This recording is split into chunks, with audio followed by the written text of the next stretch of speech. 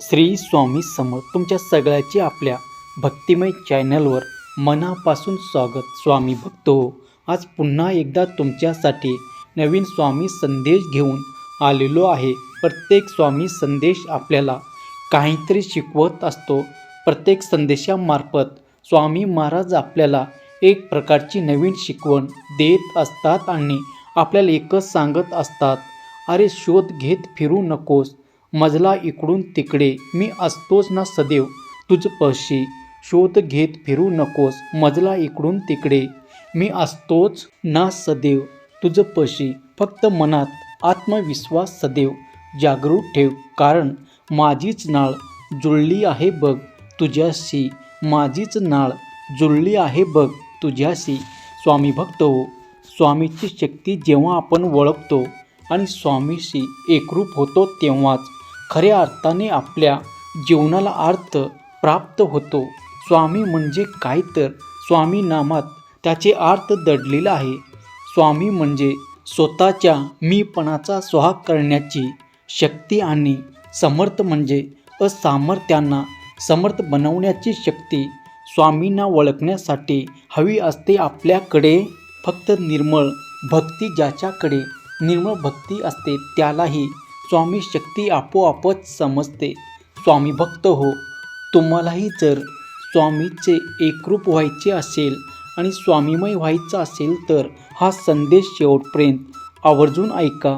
आजचा संदेश ऐकण्यासाठी तुमच्या समोर जे 2 फूल दिसत आहेत त्यापैकी एक फूल निवडा आणि स्वामी संदेश काय आहे तेही जाणून घ्या. त्यासोबतच संदेशामध्ये सांगितल्याप्रमाणे जगण्याचा जर प्रयत्न तुम्ही केला तर तुम्ही स्वामीमय झाल्याशिवाय राहणार नाही. तर तुम्ही फूल निवडला असेल असे मी आशा करतो आणि स्वामी संदेश काय आहे तेही सांगतो. बघा, ज्यांनी 2 नंबरचं फूल निवडले त्यांना स्वामी काय सांगतात बघूया. स्वामी महाराज अशा भक्तांना सांगतात, अरे विंचूवाला विषाचा काही उपयोग नसताना देखील तो आपल्या नांगीत विष सांभाळतो. त्याचप्रमाणे तोंडावर स्तुती आणि पाठीमागे निंदा करणाऱ्या माणसाची देखील अशीच मनोवृत्ती असते. गोड बोलणारी प्रत्येक व्यक्ती तुझ्या हिताचा विचार करत असते असं नाही रे. दिलेलं घेतलेलं माणूस एक वेळेस विसरू शकतो, पण जिवारी लागलेलं शब्द माणूस उभ्या आयुष्यात कधीच विसरू शकत नाही. म्हणून वयाने अथवा धनाने कोणीही कितीही मोठा असला तरीही वास्तविक मोठा तोच असतो जो आपल्यापेक्षा लहानांना कमीपणाची जाणीव होऊ न देता सर्वांना प्रेमाने आणि आदराने आपुलकीने वागणूक देतो. अरे जो उद्याचे सूर्य दाखवतो तो उद्याची व्यवस्था देखील करत असतो. मनाचे अति विचार करणं थांबव आणि वर्तमानात जगायला शिक. आमचा चिंतन कर, सतत नामस्मरण कर. तुला वेळोवेळी मार्गदर्शन करण्यासाठी आम्ही सदैव तुझ्या पाठीशी असणार आहोत, यावर विश्वास ठेव. अरे कोणीही येत नाही कोणासाठी, स्वतःमध्ये धमक ठेवावी लागते. स्वतःसाठी स्वतःचे प्रयत्न करावे लागतात. स्वतःच्या जीवावर काहीतरी सिद्ध करण्याचे जोपर्यंत तू हिंमत ठेवत नाही तोपर्यंत तुला यश मिळू शकत नाही. म्हणून स्वतःमध्ये आत्मविश्वास निर्माण कर आणि पुढे जाण्यासाठी आमच्या नामाची जोड घे. नक्कीच तुला प्रत्येक टप्प्यावर आमची साथ लाभेल आणि तुला जे हवं आहे ते देखील मिळेल.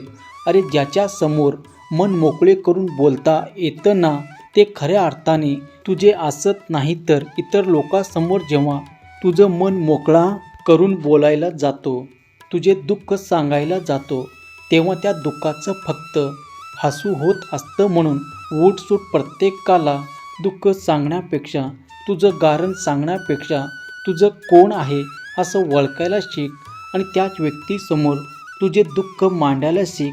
अरे तुझं या जगात कोणी असं नसेल तुझ्या हक्काचं, तर तुझे हे स्वामी माऊली सदैव तुझ्यासाठी आहे, तुझ्या हक्काचे आहे. अरे आमच्या समोर येऊन जर तू तुझे दुःख मांडले, तुझ्या व्यथा सांगितल्या, तर निश्चितच आम्ही तुला त्यातून मार्गदर्शन करू. तुला आम्ही त्यातून बाहेरही काढून. फक्त तुझा विश्वास मात्र आमच्यावर असायला हवा. आणि तुझ्या रोजच्या दिवसाची सुरुवात, तुझ्या सकाळची सुरुवात 2 गोष्टीने करायला शिक, म्हणजे तुझा रोजचा दिवस आनंदात जाईल. पहिली गोष्ट म्हणजे काल जे वाईट झालं ते विसरून आणि दुसरी गोष्ट म्हणजे आज काहीतरी चांगलं करणार असं ठरवून जेव्हा तू अशा प्रकारे तुझा रोजचा दिवस घालवण्याचा प्रयत्न करशील तेव्हा निश्चितच तुझ्यासोबत तुझी ही स्वामी माऊली असेल आणि तुला प्रत्येक टप्प्यावर एकच सांगेन, भिवू नकोस, मी तुझ्या पाठीशी आहे. भिवू नकोस, मी सदैव तुझ्या पाठीशी आहे. स्वामी भक्तो, आत्ता ज्यांनी 1 नंबरचं फूल निवडलं त्यांना स्वामी काय सांगतात बघूया. स्वामी महाराज अशा प्रत्येक भक्ताला सांगतात की अरे चांगल्या ज्ञानातून चांगला विचाराचा उगम होतो. चांगला विचार चांगला हेतूकडे नेतो, चांगला हेतू चांगल्या कृतीकडे नेतो आणि ती मूळ चांगली सवय लागते. चांगल्या सवयीमुळे चांगला स्वभाव बनतो आणि चांगल्या स्वभावामुळे साध्य प्राप्त होते आणि एकदा की साध्य प्राप्त झालं की आनंद हा आपोआप मिळतो. सुख हे आपोआप मिळतं. म्हणजे काय तर चांगला विचार हीच खऱ्या अर्थाने सुखाची पहिली पायरी आहे. म्हणून तुझे आचार विचार शुद्ध ठेव. जे तुझ्या हातून चुकलं आहे ते विसरून जाण्याचा प्रयत्न कर. त्याचं सतत विचार करून निराश नाही व्हायचं. फक्त आत्ता स्वामींना शरण जायचं. अरे तुझ्या चुका सुधारण्याचा आणि तू स्वतःहून प्रयत्न करत असशील तर स्वामी देखील तुला मदत करतील. स्वामी तुला त्यातून बाहेर काढतील. फक्त मनापासून आम्हाला शरण जाण्याचा विचार कर. जेव्हा मला शरण जातो आणि तुझे विचार शुद्ध ठेवतो, सकारात्मक ठेवतो, तेव्हा तुझ्यासाठी अशक्य असं काहीही उरत नाही. कारण आम्ही प्रत्येक प्रश्नाचे उत्तर आहोत. आणि जेव्हा हे भक्ताच्या लक्षात येतं, तो विश्वासाने आमच्याकडे पाहतो, तेव्हा त्याला प्रत्येक प्रश्नाचे उत्तर मिळतच असतं. त्याला प्रत्येक संकटात मार्ग देखील सापडत असतो.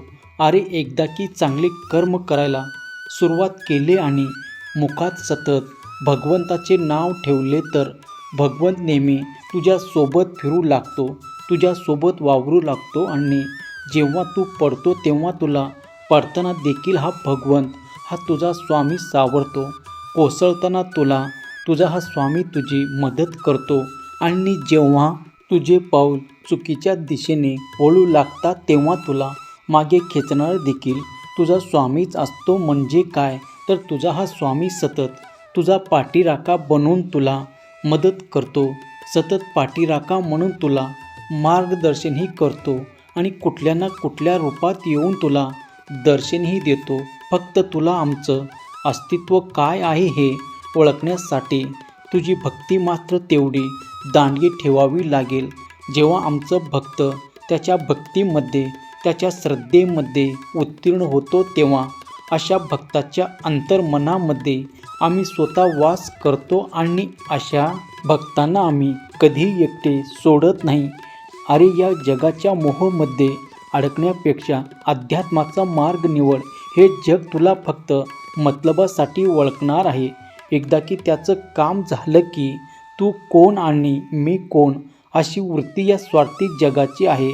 म्हणून या फसव्या जगाच्या मोहामध्ये अडकण्यापेक्षा जर तू अध्यात्माकडे वळला आणि अध्यात्मामध्ये राहून आमचं नाव घेतलं तर नक्कीच तुझ्या प्रत्येक कामाला या नामाची साथ मिळेल.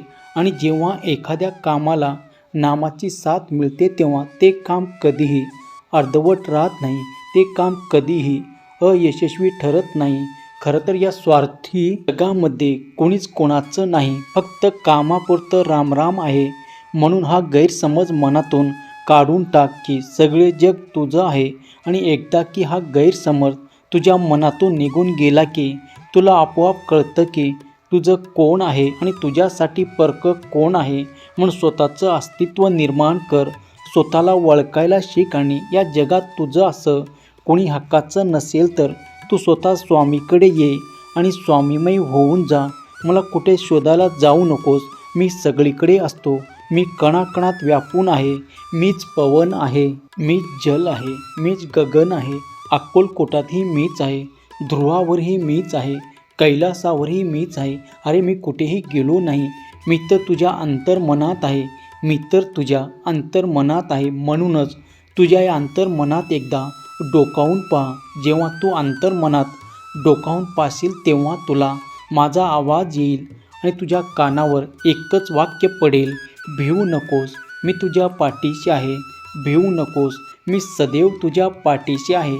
स्वामी भक्त हो, आजचा स्वामी संदेश ऐकला असेल तर तुम्ही तुमच्यासाठीचा कोणता फूल निवडला होता हे कमेंट करून नक्की कळवा आणि संदेश तुम्हाला कसा वाटला हे देखील सांगा. असे नवनवीन स्वामी संदेश तुम्हाला ऐकायला आवडत असेल तर आपल्या भक्तिमय चॅनलला सबस्क्राईब करा. पुन्हा भेटूया नवीन स्वामी संदेश घेऊन. तोपर्यंत स्वस्त राहा, मस्त राहा आणि आपले स्वामी संदेश ऐकत राहा. धन्यवाद. जय शिवशंकर, नमामि शंकर, शिवशंकर शंभो. जय गिरिजापती भवानी शंकर, शिवशंकर शंभो.